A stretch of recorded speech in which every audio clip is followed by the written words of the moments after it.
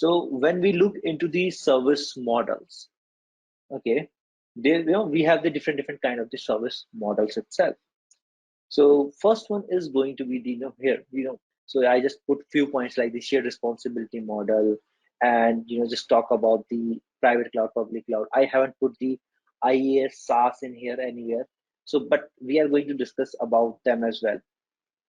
Okay, so first we will be looking from the point perspective of the services. So there we can add things like the IaaS, PaaS, and SaaS over here. All these things we can place in over here at once. Okay, so when we will be talking about the your cloud risk, so when talking about the services, so when we are talking about the for the this service deployment, you can just assume that what we have shared responsibility kind of a model that what we were having. So you can assume those kind of a things.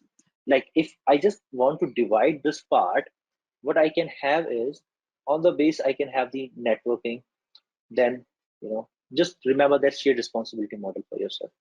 Then there was the storage. There is going to be the server.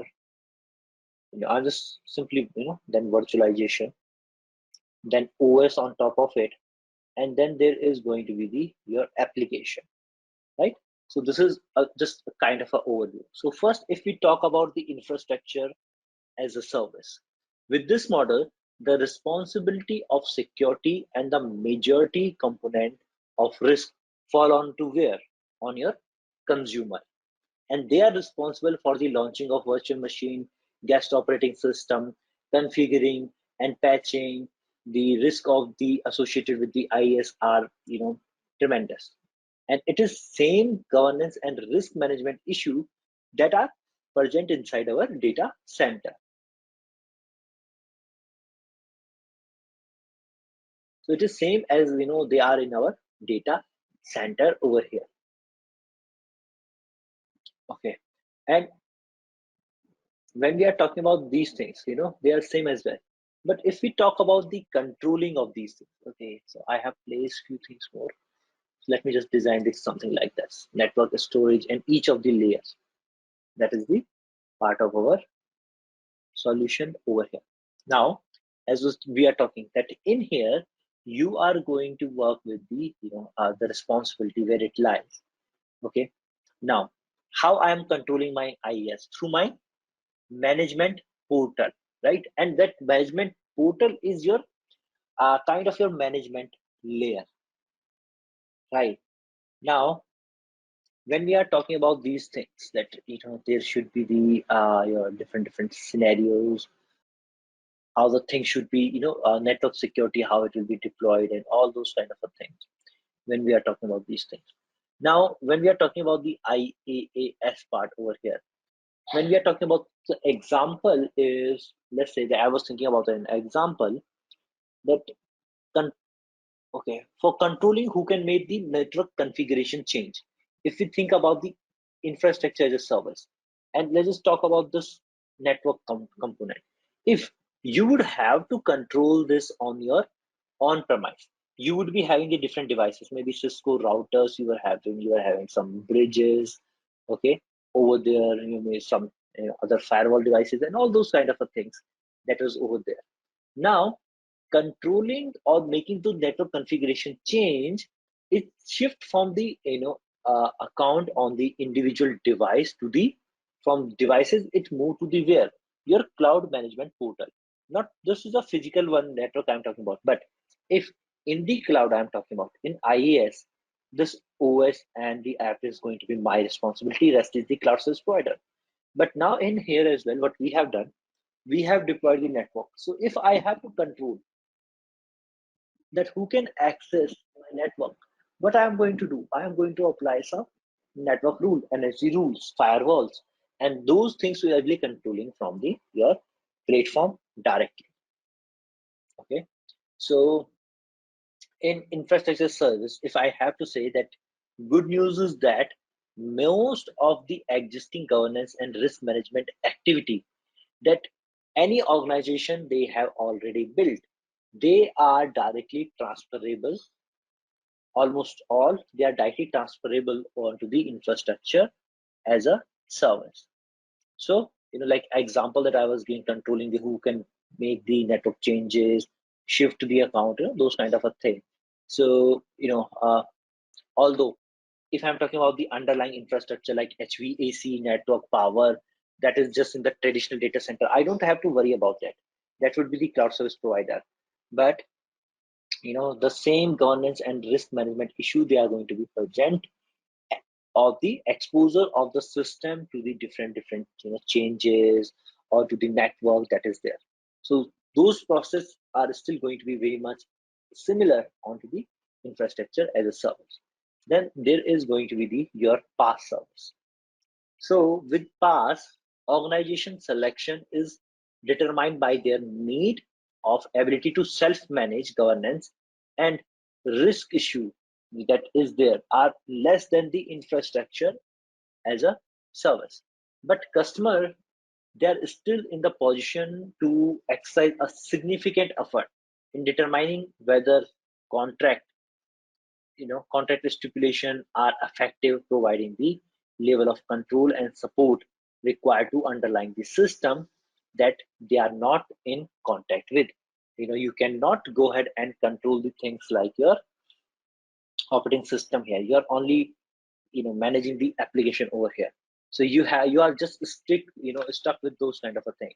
So the likelihood of getting the full negotiated contract you know is very low here.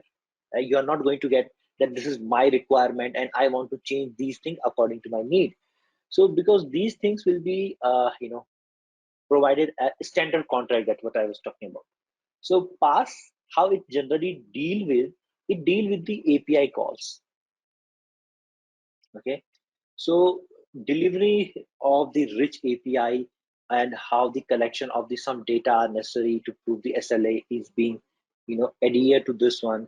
And, some customer is still in the position of having the exercise a significant effort, whether they can change something in the contract or something like that. But what we should be more focused onto the API and its security, because it will be taking the data out and communicating all the things. So how we can, what are the risks related to the APIs and all? That would be something that what we will be focusing on over here. So this is less than the your hours, but still some of the factor you have to also manage. So when we are talking about the SaaS, it is going to give the most of the critical example over here, right? That here we have the need of the negotiated contract. And, a contract which will protect the ability to govern or validate the risk if it is related to the data stored, processed, and transmitted within the end of the application over here. Okay. So when organization need at the SaaS level are very refined. So at this level, we are consuming a service that is majority of case present in the most critical. Okay. So what we need to most critical part is that we need to negotiate a contract, and this is specifically concerning and controlling to the management of the data. The client is solely going to be responsible for what their data. So if I'm using my data, I'm responsible for that over here, no matter what kind of the services model you are consuming. Even combination of the different service model, okay, I am just responsible for my data. This is one thing that should be very clear. Okay, but how the information or a data is reported to them, what are the security control that are to that of the cloud service provider is going to provide us are imperative to the understanding. So I am responsible for the data security, but what they are providing to me is going to be the something another another thing that you will be focused on as well, right? So these are the three things that is in the your cloud: IaaS, PaaS, and SaaS. Now, if you will look from the standpoint of the deployment model, so what we have: private cloud, public cloud, hybrid cloud. So when we are talking about the private deployment model, so I think, okay, I think all that risk ERM, it is going to be the same as the, what we have in the your on-premise, right?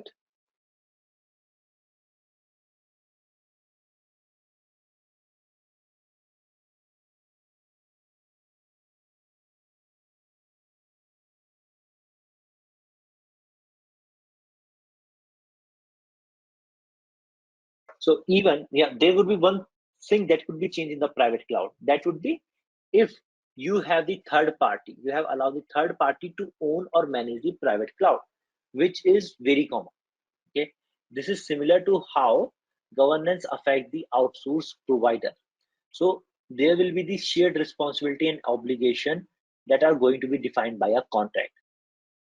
Okay, what's good to know though is that in private cloud, you have a better chance of implementing the type of governance that you would have implemented on your own data center.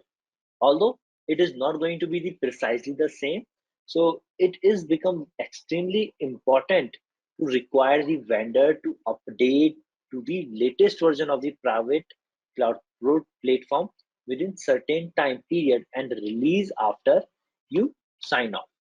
So within the self-hosted private cloud, governance will focus on internal service level agreement and the cloud user over there. These will be few things in the deployment if we are talking about the private one, right? So this is the something for the third party and all.